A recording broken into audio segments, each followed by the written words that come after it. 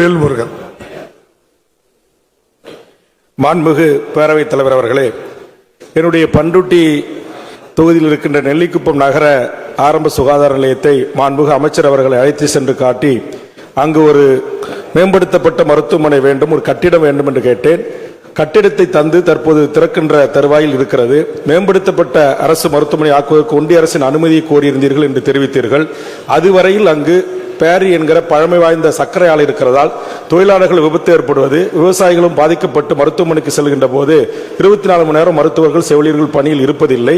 ஆக பணியில் இருப்பதற்கான ஒரு அரசு ஆணையை பிறப்பிக்கிற அதிகாரம் தங்களுக்கு இருக்கிறது.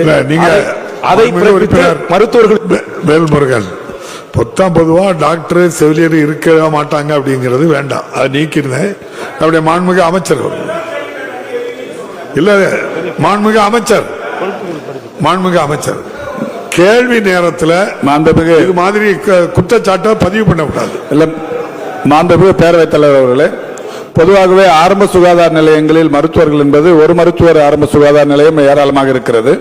இரவு நேரங்களில் அவர்கள் பணியில் இருக்க மாட்டார்கள். காலான் டியூட்டி என்கின்ற வகையில் தான் அவர்கள் அழைக்கப்படும் போது வருவார்கள். என்றாலும் அவர் சொன்னதைப் போல அந்த நெய்வேலி தொழிலாளர்கள் முக்கியத்துவத்தை கருத்தில் கொண்டு வருகிற ஒரு சில நாட்களில் 1100 புதிய மருத்துவர்கள் நியமிப்பதற்கு மாண்புமிகு தமிழ்நாட்டின் முதலமைச்சர் உத்தரவிட்டு MRB தேர்வு எல்லாம் முடிந்து இப்போது சர்டிபிகேட் வெரிபிகேஷன், கம்யூனியல் ரொட்டேஷன் நடைபெற்றுக் கொண்டிருக்கிறது.